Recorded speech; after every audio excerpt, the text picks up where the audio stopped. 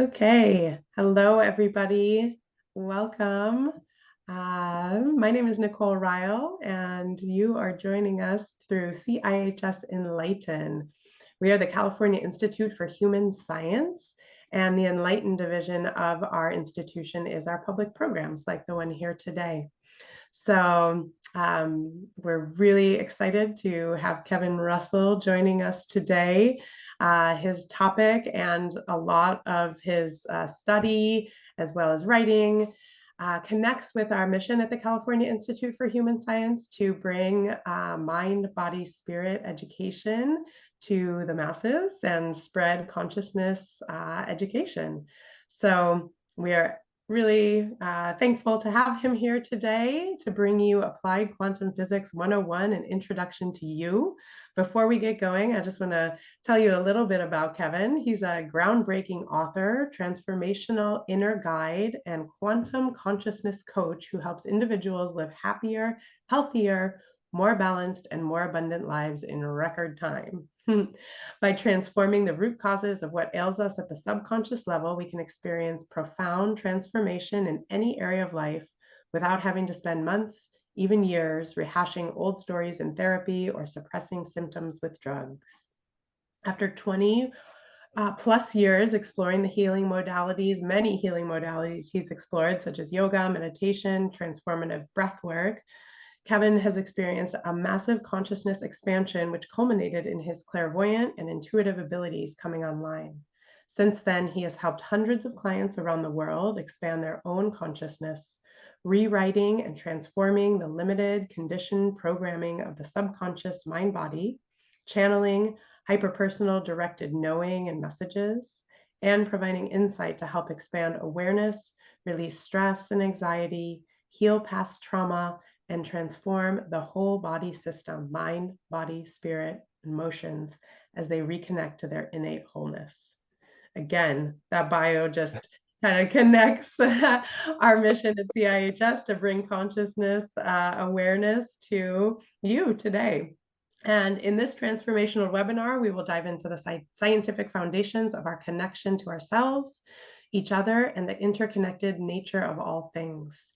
Looking at the human mind-body from the foundations of physics, thermodynamics, and quantum theory, we will break down the complexities of our entanglements with our own energy, as well as the energy of others, in an easy-to-understand way, and deepen your understanding of your very own quantum superpowers.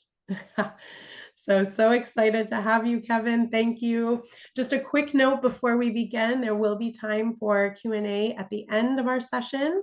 Via the Q&A box, or if you'd like to raise your hand, we'll revisit that after Kevin goes through his talk. And again, if you're just joining us, you can pop your name and where you're coming from in the chat box. We'd love to get to know you and see where our global community is coming from. And one last thing, this recording will be available to you after today, maybe sometime early next week, you'll get it sent out. So without further delay, I'll welcome Kevin as well as all of you in the audience. Thank you so much for being here. Thank you so much, Nicole. Thank you, everybody. Thanks again for joining us from around the country and around the world.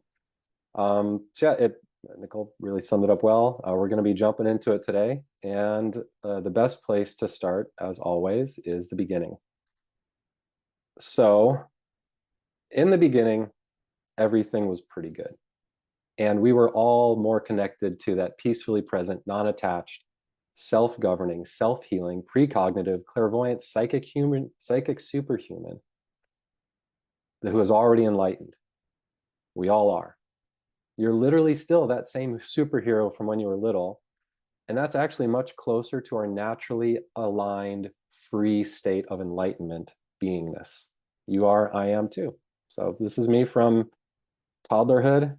I was a triple threat back then. I was the firefighter. Those are Superman underoos, and I was rocking the cowboy boots. So, I just kind of recognized as I was pulling this photo, shining the light into some areas that may be less than familiar. And it's interesting when we start thinking about time. If you ever think about yourself from, so Jerry, we're gonna get to that. We're gonna decipher that 101. It's that introduction layer.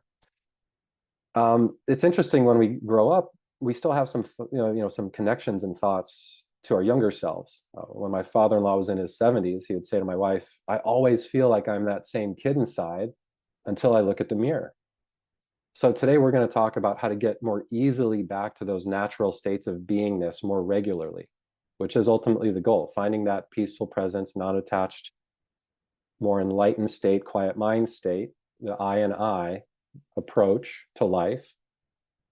But in order to get back to that place, it's important to understand how we got to where we are, get a deeper understanding of who we are and what we really are beyond the labels, beyond the roles, beyond the archetypes, beyond others' perceptions of us, as well as the challenges we're up against getting back to those more natural states of being. So before we get to what we're up against and some of the challenges, we're going to take a little bit of a look into how amazing we actually are. So starting off, you're a superhero and you're a miracle. And this is a conservative estimate that there is a 1 in 400 trillion chance to 1 in 400 quadrillion chance of being born human. The chance of winning a Powerball jackpot is just shy of 300 million. So if we're looking at it from a comparative standpoint, there is a 7.3 millionth of a percent chance of being born human compared to the chance of winning the lottery. So we can look at it through that lens of there's almost, by being born human, winning that lottery, we almost have 100% chance of winning the Powerball jackpot. And some of us might say we've already won the lottery just by being born human. Others might say it's the exact opposite. And we're going to talk about how much perception affects our reality. So from this standpoint, that there's such a wild roll of the cosmic dice, so to speak, of having a human experience, you're already a lottery winner. You're already worthy. You are already unconditionally loved.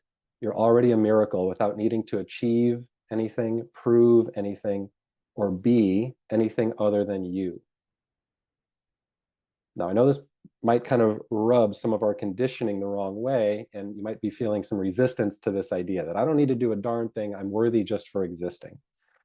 You may be kind of feeling some constriction or tension in the body, some tightness in the chest. Maybe you're thinking, well, that's not the message I got from my mom and dad, so what the heck? And if that's you, I encourage you to consider a question that I offer in the book, My Guy on the Ninth Floor. What do I gain by not thinking about my world differently? What do I gain by staying in the same thought patterns that I've had my entire life? Because we're about to jump into some pretty miraculous things that is available for every single one of us. So you are a superhero. You are a miracle. You are also mind over matter. Now, this is a study from 2007 at Bishop's University in Canada. And they were curious to measure the strength gain in 3 different groups of study participants. There was a control group that did not exercise at all, an active group who physically worked out a few times a week, and then a visualization group who didn't work out. Instead, they visualized the workouts that the active group was going to do.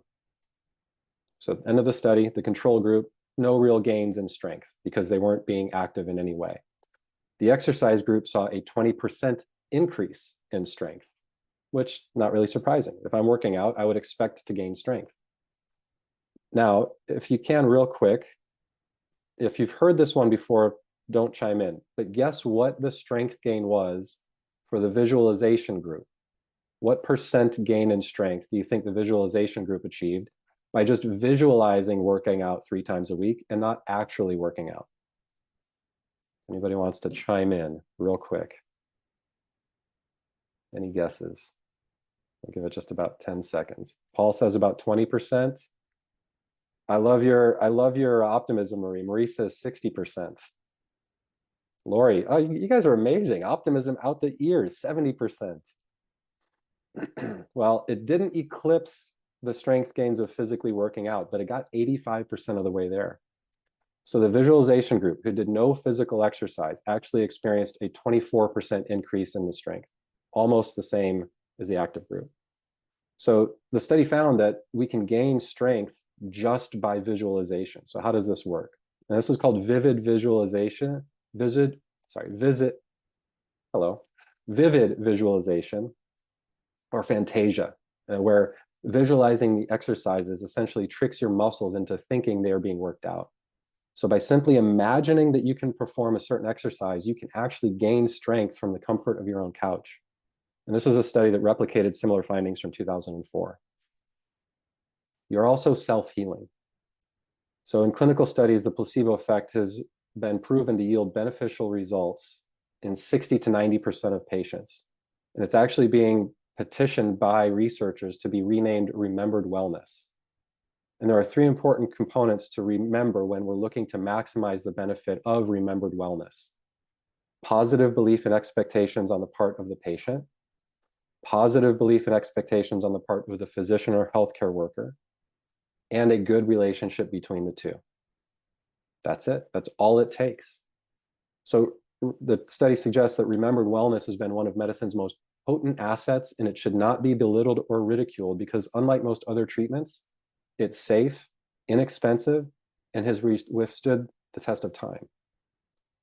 As healers, physicians, and healthcare professionals, it's also important to be mindful of the nocebo effect, which is the other side of the placebo coin, where if there's an expectation of challenge, pain, or discomfort with a treatment, a process, or a protocol, those things also have a higher chance of being experienced. So this is where mind over matter, self-healing really does come into play in very real ways, because we do create our reality from the inside out. And even though we do create our reality from the inside out, external factors can impact our state of internal being if we let them. So when we're talking about energies, we're talking about subtle shifts in the mind-body system. And deciding or choosing with awareness where we want to orient ourselves in space-time and in feeling really have a large impact that dictate the outcomes that we will be most likely to experience. So you're self-healing in the sense that you can take care of 60 to 90% of a lot of ailments just with positive intention, positive thought, and an idea of a positive outcome. You can also neutralize pathogens within the system. This man who is known as the Iceman is Wim Hof. He's a Dutch extreme athlete and a breathwork pioneer. And he, in a clinical setting, was injected with E. coli. And he was looking to understand how his system can overcome these foreign pathogens. So when injected with E. coli, he was in process with his meditation, breathwork, and visualization tools. And most of our responses when we experience E. coli is going to be systemic inflammation, flu-like symptoms like fevers and headaches. But when Wim Hof was practicing his methods, when injected with E. coli, he triggered a cortisol response within his system, not an inflammation response, which was basically the same effect as calling a fire department to a 4-alarm fire. The result was as much as a 50% decrease in inflammation with hardly any flu-like symptoms. And this wasn't just one-off. These findings have been replicated in subsequent studies in 2014 and 2019 with over 200 additional participants. But that original study in 2011 was the day that the idea that we cannot consciously control our immune system was proven to be a false assumption. Again, mind influencing matter. Which leads us to this maybe deeper understanding that even though it might not feel like it or seem like it, most likely because of some conditioned patterns or programmed beliefs within ourselves, we are in control. We are in control of our immune system. We are in control of our physical bodies, and we are in control of our gene expression. So this is where we get into epigenetics. So in a pregnant mother, there are 3 generations all exposed to the same environmental conditions at the same time. The mother, the baby, and all of the eggs or sperm that the baby will carry for its entire lifetime are all present during gestation. And they all carry the epigenetic modified DNA markers that happen generationally. Based on some recent research, it also appears that experiences of our ancestors that lived up to 14 generations ago are still potentially having an effect on life right now. This can be seen in various expressions of random fears, or my mom's afraid of spiders, I'm afraid of spiders, my grandma's been afraid of spiders, which is actually a conditioned program. The only 2 natural fears that we have as humans is falling and loud noises. If anybody's ever observed a baby waking up from a sleep, They start themselves awake. It's a catch response. Outside of falling and loud noises, every other fear that we experience is co-created or manufactured based on family history and ancestry or life experience. It's also where genetic mutations in states of disease come from, including imprinted trauma, transforming into physiological expressions of disease. This can be seen in predisposition of different racial or ethnic groups towards cellular or gene mutation. Things like cystic fibrosis in Ashkenazi Jewish populations, where it affects about 1 in 24 people, and sickle cell anemia in Black American populations, where it affects 1 in 13 people.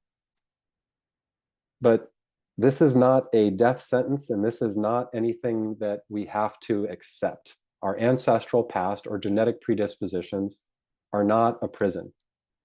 In 2013, scientists from the University of California in San Francisco and the Preventative Medicine Research Institute monitored a group of men with low-risk prostate cancer who had elevated PSA levels, which is a blood marker for prostate cancer. Instead of just throwing them into chemotherapy or surgery, the patients instead took part in a vigorous program consisting of exercise, deep relaxation techniques like yoga and meditation, changes in dietary choices, and group therapy classes.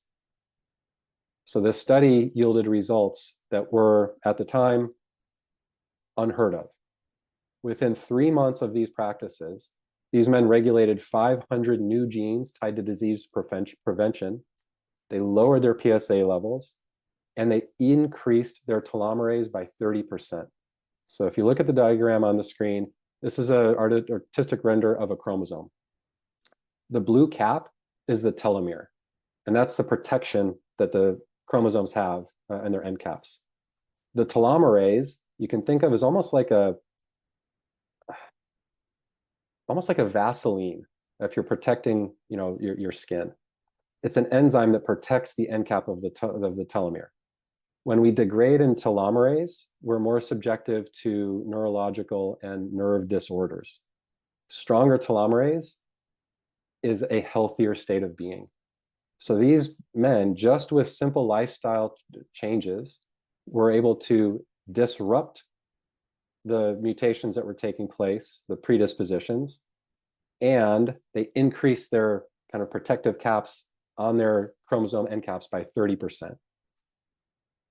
Now, with telomerase and telomeres, there is kind of a fine balance. So some research is suggesting that there is too much of a good thing. But even more compelling from this study is that cancer didn't get worse because of the heightened levels of the telomerase. On the contrary, in many cases, cancer went into total remission. So we are self-healing. We are also precognitive and wildly powerful. So these are 2 diagrams of our electromagnetic fields. And this is really where we get into the multidimensional components of we are mental, we are physical, we are emotional, we are spiritual. We are also electromagnetic, biochemical, thermodynamic, and quantum. So from the electromagnetic standpoint, this is our EMF field. This is our bioelectric field. There is a smaller donut-shaped field around our heart. It's known as a toroidal field, and a larger outer electromagnetic field that's more relative to, if you've seen diagrams of the Earth's electromagnetic field, out of the poles into the poles. So with this knowing, with this understanding of we are electromagnetic, there has been studies done at the Heart Math Institute that were looking at our heart coherence. So our electromagnetic resonance and frequency shift based on input. So in this study, the researchers selected powerful positive and powerful negative images, things like babies and birthdays, puppies and fields of flowers, and things like war, anger, crying, things that were very distressing. They plugged these images into the computer and wrote a program to randomly select the images. So what you're looking at here is a deviation of heart and body coherence. And what I want you to focus on is the red and the blue line. If you see just below the 0% mark on the graph, the red and blue lines start off together and then they deviate. And you'll notice that there's a -4 right where they deviate. So what they found was, as the participants were randomly being shown positive and negative images, their heart coherence, their heart resonance shifted 4 seconds before the image was even shown, whether it was going to be positive, where there was no deviation, or if it was going to be a challenging or a negative image, there was deviation 4 seconds before the image was shown to them. So this is where our heart coherence, our intuition, our inner knowing really comes into play. And a lot of times we dismiss that, unfortunately, because we kind of outsource our belief, we outsource our knowing very early in age to those we perceive as authority figures: mom, dad, coach, clergy, any of those roles. And we really dismiss or just discard this natural inner compass that all of us have. And the key to getting a deeper connection with this is clearing out space so we can hear and experience what our system is communicating to us more readily. So these rhythmic patterns of the heart are known as heart coherence. And when we are in coherence, we are more open to intuition. We are more open to inner knowing. We're more open to that peaceful, present, non-attached place of being. Another component of the study was Josh and Mabel. Josh was in the hospital. Mabel was his support dog. And you can see on this graph their resonance while in the presence of each other, and their dissonance before and after being in presence with each other. This happens not only with, I mean, a lot of times we've been more aware of this, where we have therapy dogs, we've got recovery pets. There are dogs that can smell cancer, which is amazing. We're very grateful to be benefited by these amazing companions in life. And it's important to know, to see this actually and play out in real time. So the basis of this understanding or these theories is that our heart's magnetic field actually acts as a carrier wave, going back to our electromagnetic system. So if you can see on the left, when there is frustration being experienced, there is a more incoherent pattern. It's more staticky, it's more jagged.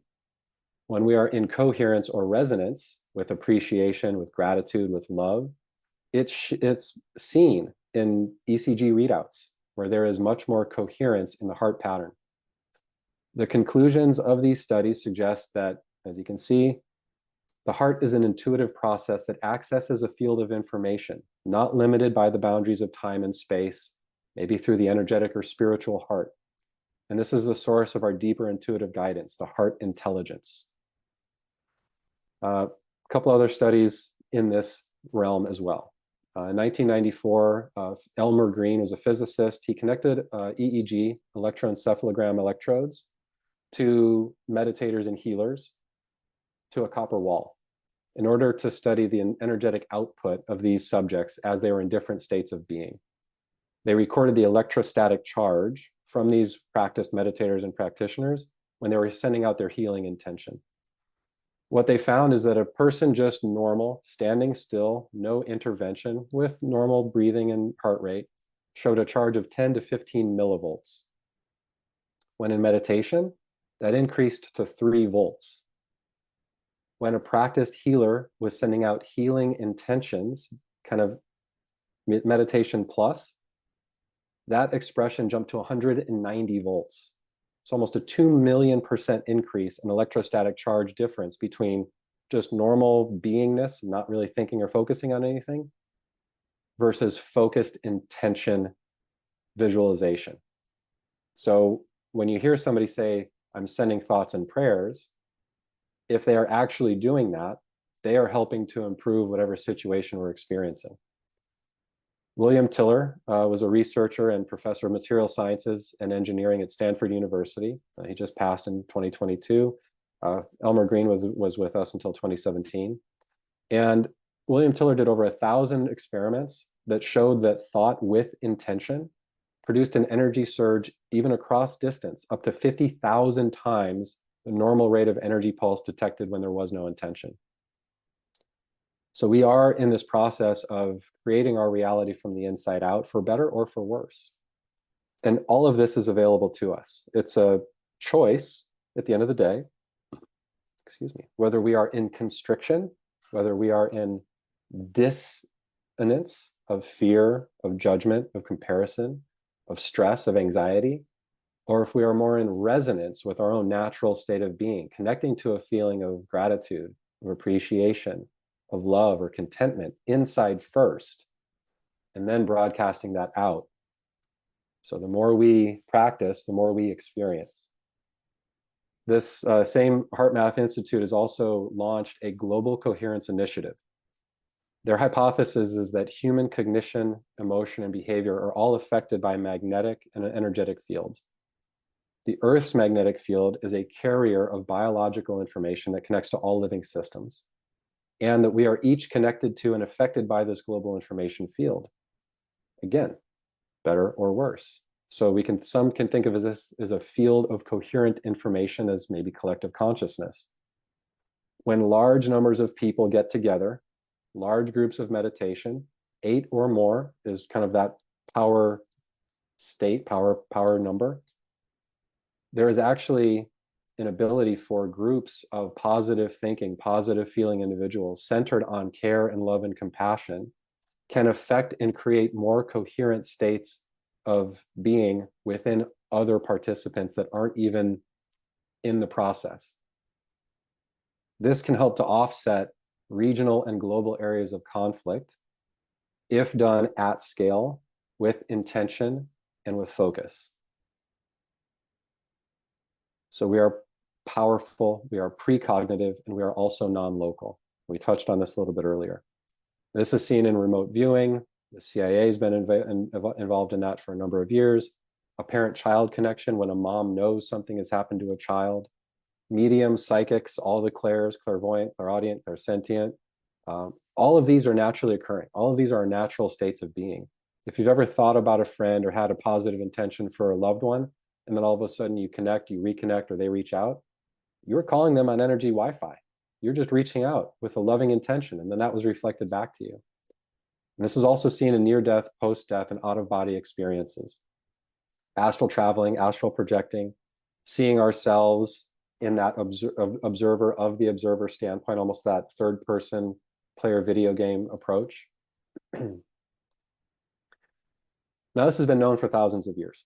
Advanced practitioners of yogic traditions were already well acquainted with divya drishti, or the divine light, divine perception. In the West, if we want to translate that, thinking of our mind as Grand Central Station, as our fourth dimensional space of possibility and potential where everything is available to us. This is a diagram from my book. When we establish our own fourth dimensional observer perception and perspective of our outer world, including our thoughts, our emotions, and our reactions, we're inherently moving away from a state of thinking and arriving more at a state of feeling and knowing. We're bypassing the conscious mind, where so many of the thoughts we experience aren't even ours, and we're able to get to that capital T truth that's available to us all at our core. So the CIA has been practicing with remote viewing for the last 75 years. These natural abilities have been used to gain reconnaissance insight into areas where planes can't fly and spies can't access. And their minimum threshold was, I think, 60% accuracy. If practitioners weren't hitting that 60% accuracy, then they weren't able to continue with the program. But time and again, accuracy of the information that was coming in, again, with practice, everything takes practice, gained from remote viewing has been verified and validated against the actual locations, building layouts, and even room contents and occupants within restricted areas, all being seen and known from thousands of miles away. Again, we are all superhuman. We are all superheroes. All of these naturally occurring tools and abilities are available to all of us. So with this non-locality, I mentioned fourth dimensional space. Here we are looking at Carl Sagan and his seminal work of getting all of us up to speed with kind of where the universe is. He's holding a model of a tesseract. Now, in research and experimental venues, there are very linear approaches to quantum space. We are also a quantum experiential being, and we are actually, you can conceptualize us as a tesseract. We are a four-dimensional, you could say the fourth dimension is our portal into this body, into this three-dimensional space. So we are the being within the being in this regard. So we're non-local. We're also all less than 10 years old. You are literally not the same physical being you were 10 years ago. Most human cells in our body regenerate and are completely replaced every 7 to 10 years. For cells like within our stomach lining, that's about 24 to 48 hours for new cells to arrive because it's a more intense and acidic environment. For cells that make up our bones, it's every 7 to 10 years, on average up until about the age of 20, and then every 10 years from there on out. New research actually just coming out of the University of California at San Diego School of Medicine is showing that even adult brain cells can repair themselves by the damaged cells' neurons reverting back to an embryonic state, back to that state of potential. And this applies to every portion of the brain. I want to read a comment from the lead researcher. Even in the cortex, when injured, the cell reverts to an embryonic cortical neuron. And in this reverted state, far less mature state, it can now regrow axons, which are the kind of pathways that the nerve cell follows, the nerve impulse follows. In my view, this is the most notable feature of the study and is downright shocking. This is a quote from the senior author of the study, Dr. Mart Tyszynski. He's a professor of neuroscience and director of the Translational Neuroscience Institute at UC San Diego. So, and he states in the study, 20 years ago, we would have thought this was blasphemy. They perceived the brain as static and unchanging after growing to a kind of maturity. But as we're getting into these more quantum states of understanding, we're recognizing that replenishment and renewal is part of our natural cycle of being. We're also a universe within the universe. And we're only about 30 or 40% human. Now, there is some discrepancy with research that some say we're about 70 trillion cells, some say we're about 140 trillion cells, but that 30 or 40% is kind of a constant. So depending on how many cells we have, 40% is about human, and the other 60 to 70% are the naturally occurring flora, fauna, bacteria, viruses, and microbes that support our entire system. So this is the biome. This is our ecosystem. And this is, you can think of it, and I like to think of it, this is our Earth suit. This is a perfectly attuned, perfectly adapted biomachine, potentially, Earth suit, for us to explore this planet through. And we are in constant co-creation with our inner universe, as well as with our outer universe. Everything is co-created, everything is connected. Okay, so that's kind of the lay of the land from a material standpoint. So this is where our challenge comes in. So if I'm superhuman and I'm non-local, I'm a miracle, I'm in a body that's physically less than 10 years old, why do I still have pain, trauma, old chronic symptoms, conditioned thought patterns, and programmed reactions to my world? So this is where thermodynamics come in. First law of thermodynamics, energy can't be created or destroyed, it can only change form. A lot of us are familiar with this one. You light a fire, that potential energy turns into kinetic energy, and then you've got ash, heat, and charcoal left over. The second law of thermodynamics is almost more important because it directly applies to our universe as we experience it within our own biome. And the second law states that an isolated system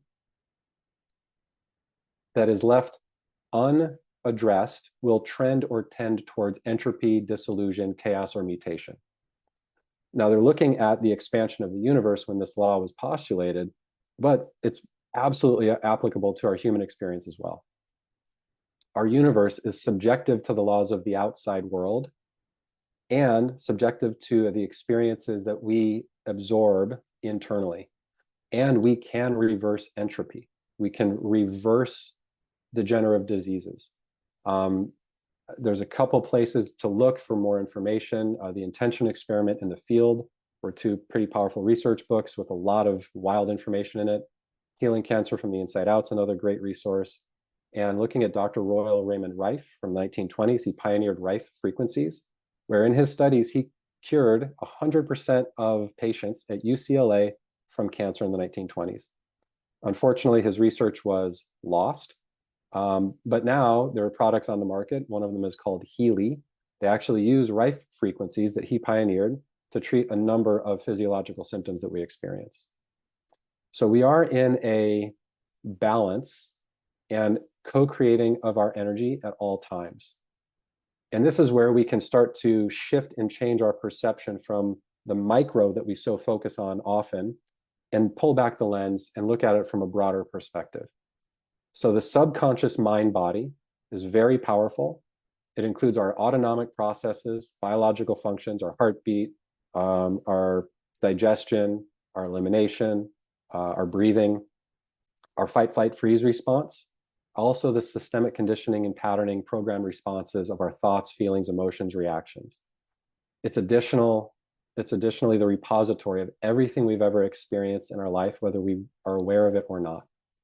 That's where the ego is. The ego is just part of this safety mechanism that is geared towards our survival at all cost. We interact with this powerful system in our conscious mind, and we also have that inner knowing, that energetic core, that capital YU, that capital M me, capital T truth that we all have within us. So when we're talking about the subconscious, we're looking at a programmed supercomputer, programmed system who is only focused on our survival, and it's been writing program and gearing up for its job since birth. Largely before the age of 7, the subconscious mind is writing and absorbing everything we experience and learning how to survive in its world. Then the supercomputer boots up around age 7 and runs the programs and continues to add programs based on our experience.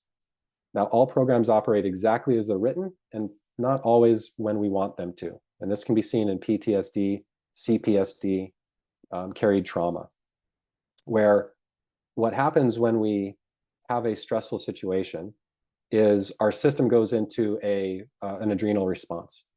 Blood floods back to the core, protects all the organs. We get heightened blood pressure, short, shallow breath, because we are in survival mode. But then we don't expire after that experience. And so our system, in its quantum simplicity, thinks what we experienced in that thing must be the thing that kept us alive. So we're just going to keep running this physiological program anytime we perceive a threat that's anywhere similar to that last experience. And then because of the first law of thermodynamics, our system is also very efficient. It doesn't want to expend more energy than it has to, so it becomes a generalist. And that's where we get into these general broad reactions or responses to our environment that don't even feel like we are part of them. It feels like, oh, I can't believe I said that. Or, oh, it's judging, it's criticism, either from others or from ourselves, that really keep us boxed into these programmed ways of being. So the other challenge is our subconscious doesn't care about our happiness. It doesn't care about our fulfillment. It doesn't care about our contentment. It's not its department. Our subconscious mind body's department is survival. And if we're surviving, our system says, check plus across the board, green lights everywhere. I'm doing a good job. I'm keeping you alive.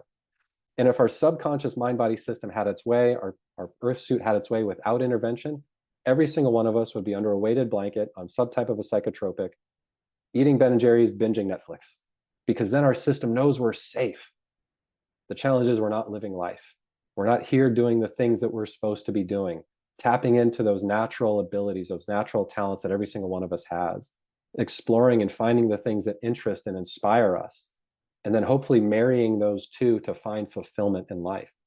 If we can marry that natural talent that's up for us to identify, connect with, and find things that we're interested in and marry those into something we can do for work, we're never going to work a day in our lives. Other challenges we run up to with our quantum earth suit, it's more powerful than we know. From a processing standpoint, the subconscious mind operates at about 20 million bits per second, taking in everything. If you notice, you're not seeing your nose through your eyes. That's because your brain says, we know it's there. Get rid of it. We don't need it. We also wouldn't be able to function in life without these kind of suppressing, governing expressions.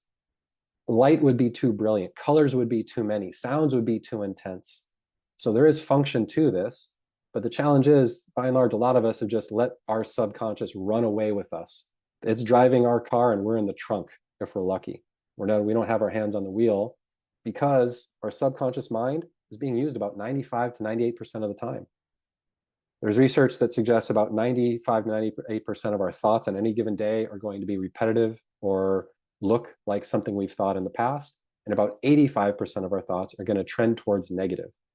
It's because our system wants us safe. And the only way it knows to do that is to keep us kind of boxed in with fear, with judgment, negative self-perception, negative world perception, and any other hyper-personal expression of dis-ease that our system is communicating, our system is experiencing. Another challenge is entanglement, superposition, and Heisenberg uncertainty principles, which is actually kind of a benefit. So the entanglement happens very early on. We become entangled with the way mom and dad do things, the way mom and dad treat us, treat others, treat each other. We get that experience stuck in our electromagnetic field. Again, almost every cell in the body regenerates every 10 years. So it's the electromagnetic, the energy system that it communicates through the physical, mental, emotional, spiritual, wanting us, cheering us to return to a state of balance, peaceful presence, non-attachment. Unfortunately, it does it through thought, through emotion, through physical issues. And we're not picking up the message because we're just trying to dampen down the symptoms. And because it's thermodynamic, this is where we get into that mutation and transformation. So energy absorbed transforms into fixed beliefs, thoughts, worldviews, judgments, comparisons. And many, if not all, of the states of chronic dis-ease that we experience, everything from stress and anxiety to low self-worth, feeling like we're a victim, chronic illnesses, and autoimmune diseases. Now, with uncertainty principles, that's actually some area we can play with. And this is best expressed in, maybe not best, but you can see it in an interviewee for a job when they, in the moment, start adjusting their answers to answers they think will more closely align with their interviewer to get the job. So this is that state of potential that exists for all of us. We have the opportunity to release. We have the opportunity to shift. We have the opportunity to change. So we are this almost quantum expression in an even bigger field than we can perceive, because there is a fractal expression or a fractal nature of the universe. Macro, micro, as above, so below. So we have the choice with awareness, and we can either be a prisoner or we can put on our super suit and actually use it, all of its amazing, naturally occurring, fun ways that we can experience the world. And we get to choose. So there's a story of an elephant. Man's walking through the jungle and he comes across an elephant trainer or handler who's got a herd of elephants, all just docile, not really moving, and tied to a stake with a relatively thin chain or rope. And he's amazed, this passerby, that these magnificent, massive beasts are held by just this thin rope. So he asks the handler, well, how do you do it? How do you train them to just stay still, to not break away from these shackles that they could easily get out of? And the trainer says, well, when they're very young, we use the same type of rope where at that age, they can't get away. So no matter how much they pull, they can't get away from it. And then they grow, but they still remember that they can't get away from these entrapments. So they stop trying. They start to believe that they can't, so they don't. So this is the option for us. We can either just accept things are the way they are, I am the way I am, stick with our assumptions and our perceptions, or we can really take stock of where we are being chained and shackled, where we are being limited, and disrupt those patterns and release and transform those energies for greater freedom in life. And this is where it really comes into the importance of our inputs and our filters. Our inputs are anything outside of us. Anything we absorb, we put into the body, whether physically, mentally, emotionally, or spiritually. This includes all media, commercials, news, what we do for a living, all of our relationships, politics, our perception of good and bad, our assumptions, our nutrition, our hydration, where we live, our location, all of it is an input. So in order to make a change, we need to take stock of our inputs and adjust accordingly based on our desired outcomes. We also need to be aware of our filters. Our filters are not ours by and large. A lot of them we've adopted and absorbed from external influences. This is everything from beliefs, our worldview, all of our past experiences, our values, our thoughts, our personal labels and identifiers, our labels and identifiers for the other, the perceived other, our judgments, and our trauma. This is the opportunity to really lay it all out on the table and make a decision. What am I going to change today? And the best way to do it is just start changing one thing. It gets really overwhelming if we try and change too much at once. So for you, if you're interested in taking these steps to more of a quantum consciousness place of living, choose one thing that you really want to shift, that you really want to transform, and do that thing. I want to drink more water. I feel like I'm dehydrated all the time. Cool. Focus on that for 14, 30 days. I want to change what I eat. I want to eat healthier, eat more cleanly. Brilliant. Focus on that for 14 to 30 days. Dedicate yourself to that. And just do one at a time and start adding the practices to get you back to that normal, natural state of being. And it really is an inside-out job. And this is a lot of where we get into more of that intervention through subconscious transformation and belief repatterning. The challenge with affirmations and with mantras is that we are really not going through a process of whole brain balance in order to really embed those within the system. We think them in the conscious mind over and over and over and over, and then they just ping off the subconscious because they're probably not what the program that was written that we're experiencing is. And amazing transformation can take place when we do start to take that next step into the deeper subconscious and transform things there. We're not worrying about the symptoms we're experiencing.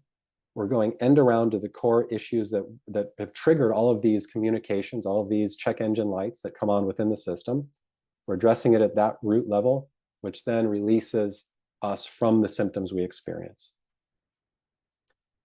This was results from a client session from 2020. It was a very intense session. It was an all-day session. And my client and I, she moved mountains in this session. After this, the session was on October 18th. New lab work was completed towards the end of the month. And she was experiencing pre-hypertension and kidney failure. And you can see from the results, she went from 50% kidney failure to 100% kidney function, and stage 1 hypertension to normal blood pressure after a single subconscious transformation session. She also communicated that 2 days after our time together, she had completely stopped taking anxiety medication because she wasn't needing it anymore. My wife is a practitioner in the same space. She's a subconscious change facilitator. She worked with a client who was experiencing Crohn's disease and was in the hospital heading towards hospice because of it. I think he was down to 70 or 80 pounds. They had 4 sessions together in hospital. And then a few weeks later, he walked out after gaining 30 pounds, coming back into health. And now he's living his life with his family, happily, symptom-free ever since. And these are just 2 examples of what's available to us. And how we transform that is with intervention, with intention, getting into that subconscious. We can do it on our own. I seek out my helper. I am honored and privileged to be able to fulfill that role for others. And I'm grateful for others to fulfill that role for me. That's where we get into those subconscious change processes, whether it's through hypnotherapy. There's a number of approaches that we can take. The other important part, and what I'm going to leave you with today, is our bioneural regulation. And this is multifaceted. We help settle the mind-body, and we also help shift our electromagnetic resonance back into coherence by doing any or a combination of a number of these processes. So brain synchronization techniques, which I'm going to guide you through in a moment. Breath work does the same thing. EMF swiping. You can actually swipe your own electromagnetic field. Start from in front of your face, wipe off the back of your neck. And depending on your sensitivity to your own system, you may feel some tingles in the crown of your head or in your shoulders just by doing this. You may feel a yawn coming on.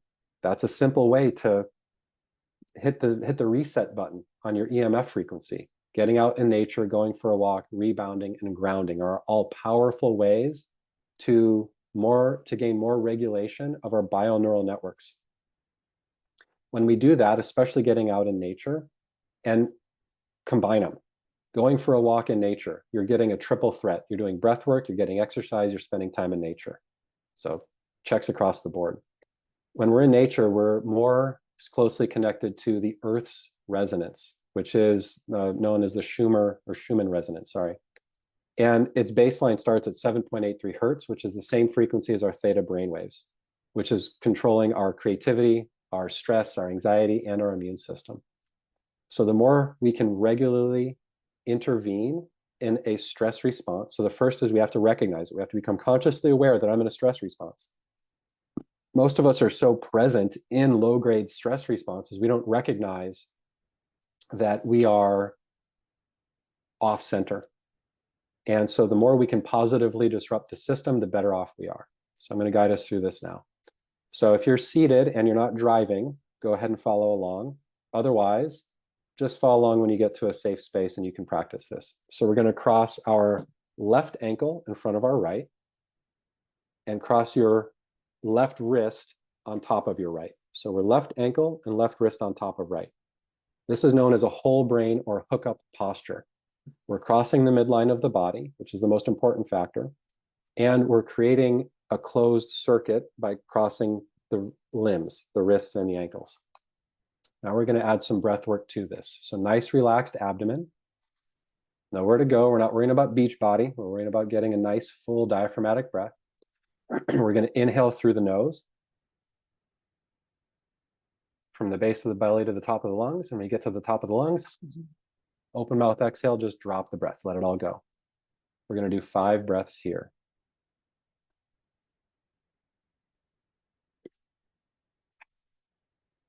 Go ahead and let those eyes fall closed.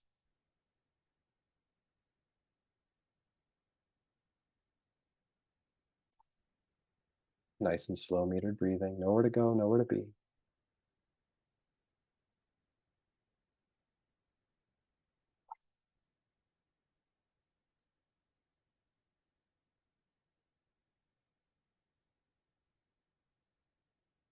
Let any thoughts fade away.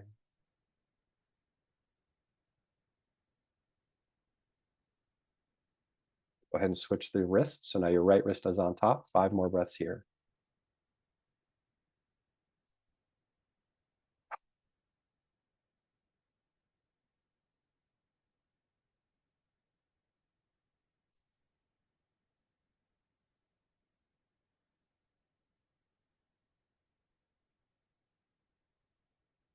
Maybe getting warm. You may be feeling some tingles. There's your 4th breath. Here's your 5th. Go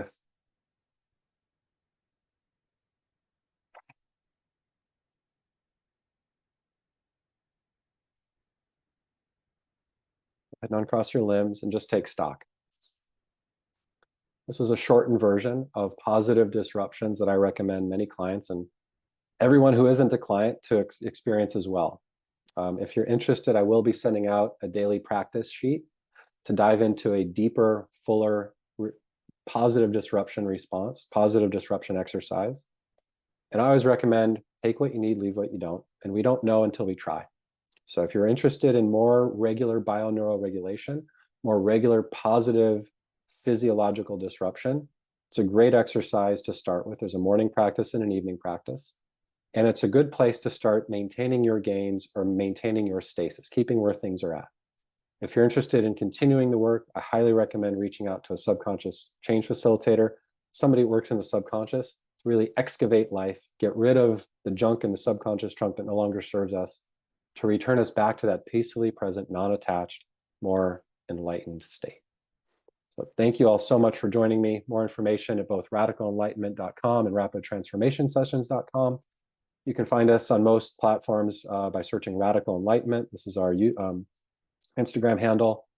And if you're interested in continuing, I'm offering a free experience next Wednesday at 12 p.m. Pacific to supercharge New Year's resolutions. Most of us by this time of the year, resolutions are out the door. So we're going to double down. We're going to get back into it.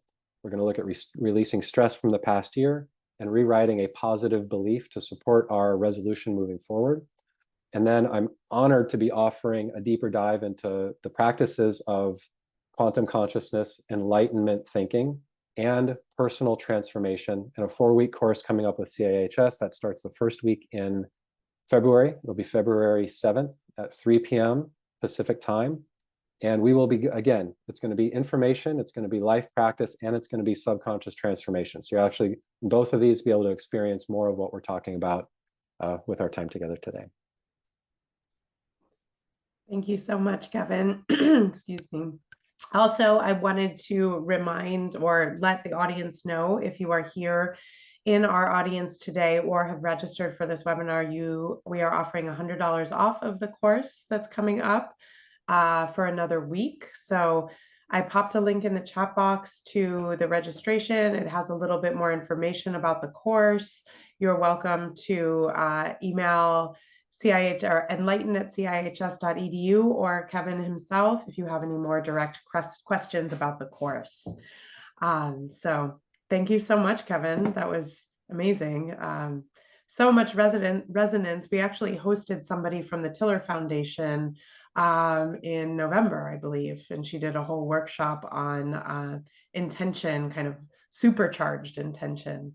Yeah, her name is Cindy Reed, and she's a close student of Dr. Tiller's. I love it. That's beautiful. Yeah, I know. So when you mentioned that, so much synergy. Yes. Absolutely. 100%. Yeah.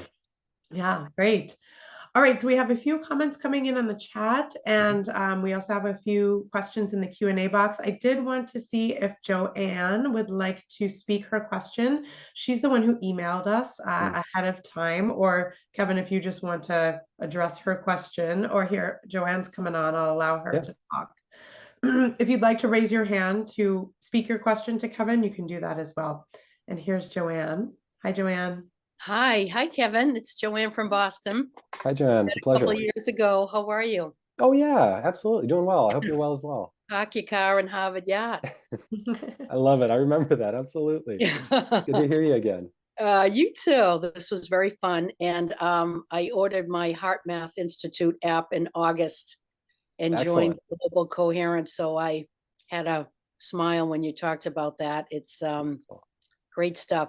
So my question was, it's really been on my mind a long time, and that I do all this work, you know, we're all spiritual students here, which what drew us here tonight. But my vice, if you will, is I will, at the end of the evening, put on Bravo by Andy Cohen, if anybody knows Andy Cohen. And it's crazy. It's the housewives of whatever. And I don't even care who they are. It could be Beverly Hills, Potomac.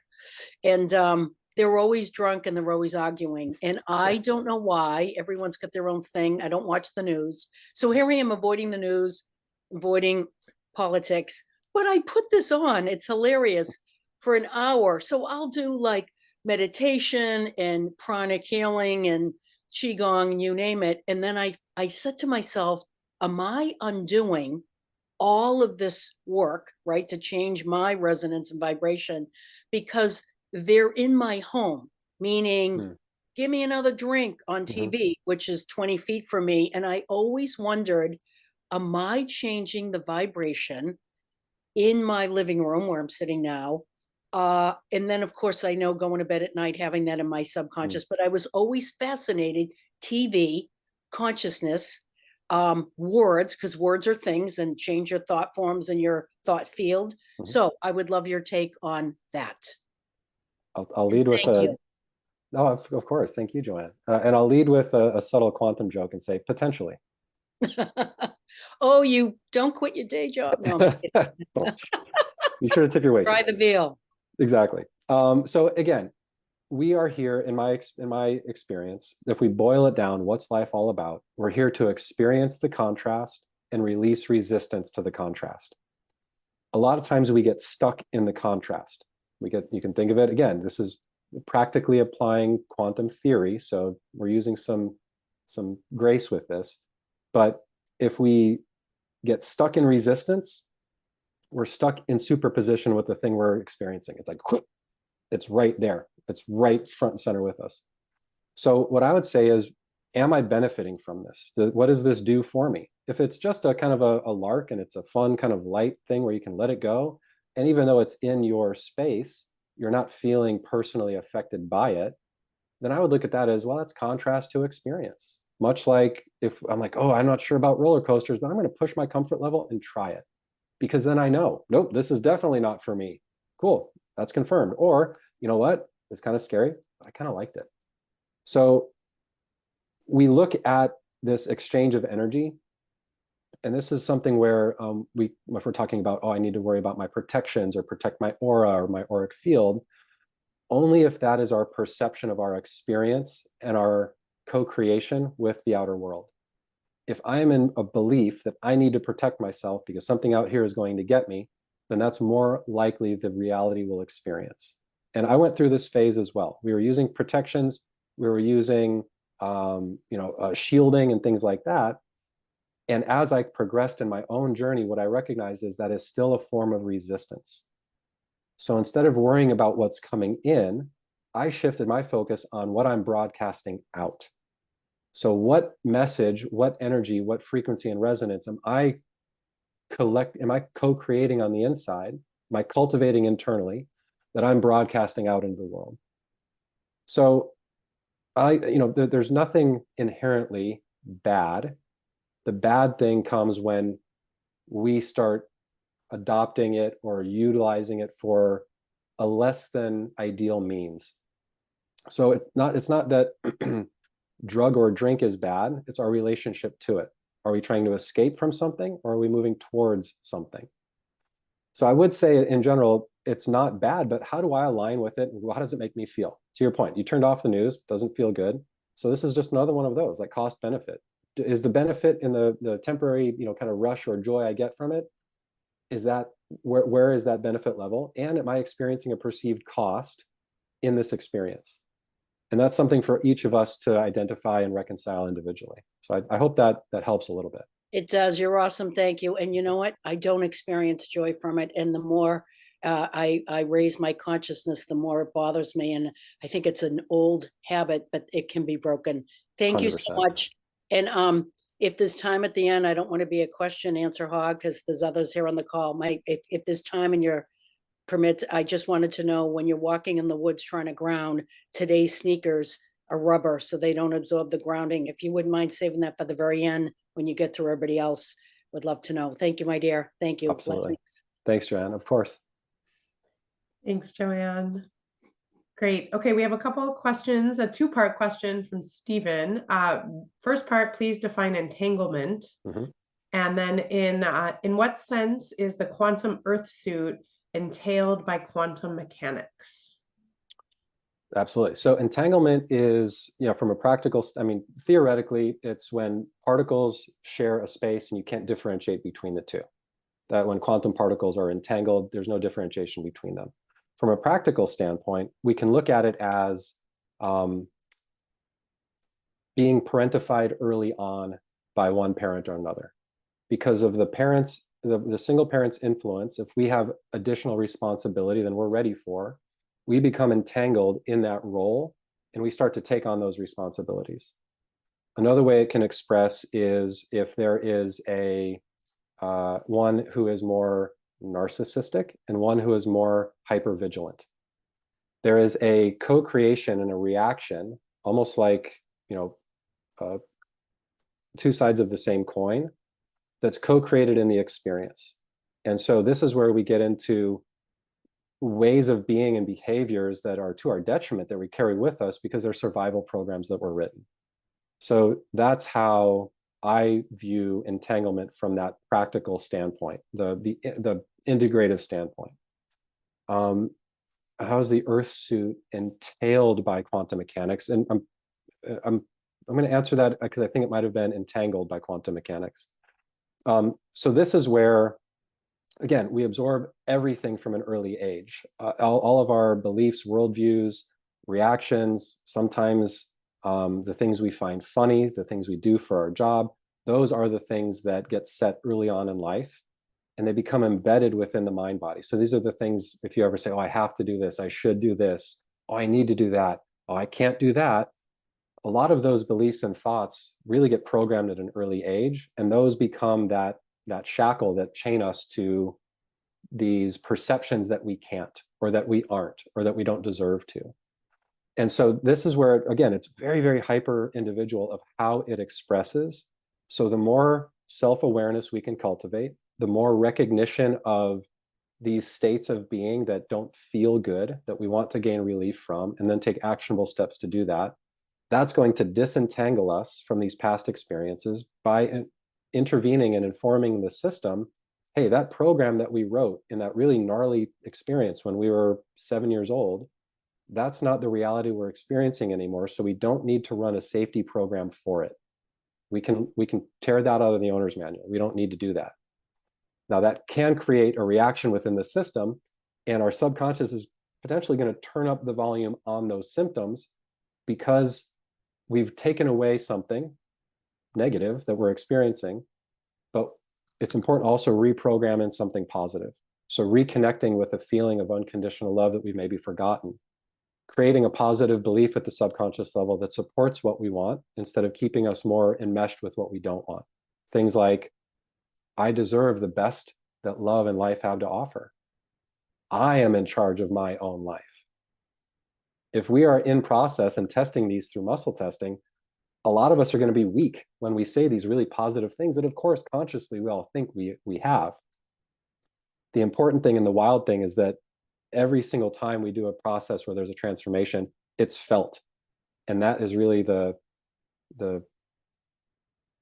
factor that tells us that this is the client's feeling it. We're feeling, as the client, I felt it, where there is a subconscious, which is expressed mentally, physically, emotionally, or spiritually, shift that takes us away from the state we were previously experiencing. So I hope that helps to break that down a little bit, Stephen. Great, thank you. All right, we have 2 more questions and then we will wrap it up to be mindful of everybody's time. Is from an anonymous attendee, is subconscious chain made through hypnosis? And have the long-term effects been investigated? Yeah, hypnosis is one path. Because we're bypassing the conscious mind, we're getting to the subconscious. The methods that I use are founded in a practice called PSYCH, or psychological kinesiology, which is where we are in conscious collaboration with the client, and we're getting to the subconscious with intentional processes, visualization, and just taking the steps in order to get us to that place of subconscious intervention. The effects are lasting and long-term because we are bypassing the programs that are keeping us safe, and we're rewriting them for actually what we want to experience more of. And we're also not kicking anybody out of the club. So this also comes from a standpoint of reconnections with inner child work. That is a form of subconscious intervention. And so with that work, we look at different factors or different facets, different roles that we play for ourselves internally. The protector, the critic are 2 of the most typical. So we're not getting rid of them. We're transforming the state and condition that has become stuck and looping within our system. And then we are inviting those energies to then decide, now what new jobs do you want on the inside? What new thing do you want to commit to? And what we found is that even over time, if we balance a belief or we reprogram a positive belief in 2019, we come back in 2025, chances are that that's still going to be a resonant belief within the system. Now, things can knock us off our balance. And that's just where we would revisit the belief. And sometimes it's not even going through another process of transformation. It's just saying, hey, remember, we did this one already. And it's almost like reconnecting like a breaker or reconnecting an electrical wire, where it's like, oh yeah, no, it's already connected. We just need to add the little coupler to it. So in my experience, my goal is always to put myself out of a job. I love working with clients. I love supporting clients in crisis and long-term maintenance. And these are all processes that all of us have the ability to do for and of ourselves. And so it's this collaboration of self-directed work and looking for a helper when the time is right for any of us individually. If you look at those books I mentioned, the Field, the Intention Experiment, and then there's also some additional research where I can send you that dives a little bit deeper into kind of those long-term effects being more deeply investigated. Great. Thank you. All right. Yeah, Kevin, you can read this last one if you'd like. Sure. So this is from Patricia. Thank you very much. I appreciate that. Work in the area of quantum retrocausation, which posits that in a precognitive experiment that we are actually connecting to our future selves for the answer. What is your concept of events that have not technically occurred in our timeline? Where are these concepts, ideas located? Everything, everywhere, all at once is the reality of our experience.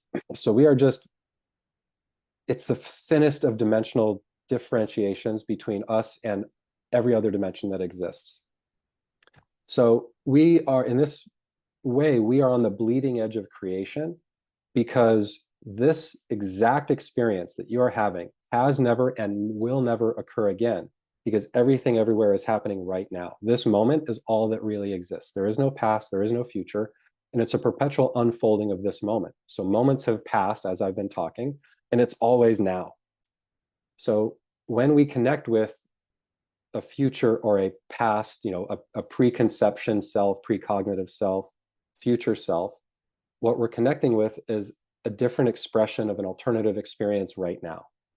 So if you think about it in a simplistic way of mirrors of glass, or mirrors or glass just lining up to infinity in all directions, we're the only ones having this specific experience. But there's another version of Kevin who never did the work that I've done, and I'm still working in a design career. There's versions of Kevin who did the work I did, but didn't get to that point of expansive explosion in 2019 that inspired the book, and it flooded out of me in 2.5 weeks, and every expression in between. So what I find is, in this life, in order to really gain the benefit that we're here to gain, which is growth, which is maybe overcoming obstacles, reconciling things for us that we've experienced, the linear time, space-time perception is beneficial in that regard. We can also pull in additional dimensions of experience to improve ourselves in this one. And this is where we can look at, I also use something called the emotion code, and we can look at emotions that get trapped in the system from in utero, from preconception, from past lives, which is just a marker, and from ancestral energy that's been passed down epigenetically. And so all of that is to say that we do benefit from the function of our perception of space-time, and we also have the ability to pull in other aspects from additional experiences that we're not privy to transform our experience in this one. So I hope that helps. All right. Do you want to go one more question, Kevin? Yeah. Hey, Melissa, asking about chromosomes. I think Melissa had asked this previously. What about an extra chromosome? Yes. So I look at that as, well, there's a couple different ways we can look at an extra chromosome. And I feel that individuals that are experiencing Down syndrome are some of the brightest, most joyful, in a lot of regards, best expressions of humanity. So I don't look at anything with an extra chromosome as a deficit. It's an experience to be had. This is something that not many people in the world get to experience, and really none of us know exactly what anybody else is experiencing. So this brings me to a concept that we're going to touch on in the course, and it's the idea of Sonder, which is the recognition that every single one of us is living as rich and powerful of a first-person player, best lead actor, lead actress experience in life. And so there is an opportunity in all things, and there can be challenges in all things as well. So it really does come down to a decision of, am I going to orient and focus on what my opportunities are, or am I going to orient and focus on what my challenges are? Because wherever we focus, we're going to tend to get more of what we focus on. So I've said it, Melissa and I are good friends, and I've said it to her before, and I just look at individuals that have an extra chromosome. They're my homie with an extra chromie. That's all it is. It has nothing to do with the telomeres or telomerase. It's just a genetic mutation that has occurred and is. It is the isness of the universe experiencing itself. It is the isness of the spark, that essence of you having a very unique and either super amazing, beneficial, or potentially challenging experience. But again, it really comes down to what we do with it that defines and determines the type of experience we have.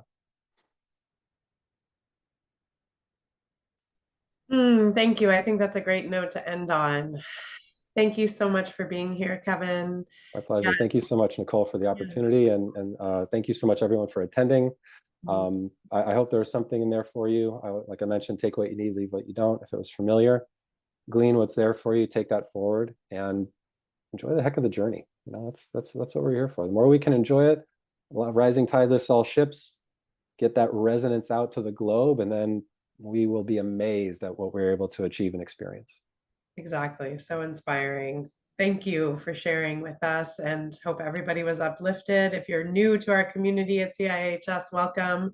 We are happy you are here, and we are looking forward to Kevin's course coming up in a few weeks. And if you have any other questions, please reach out to us, and we hope to see you again at another event soon. All right. Thank you so much, everybody.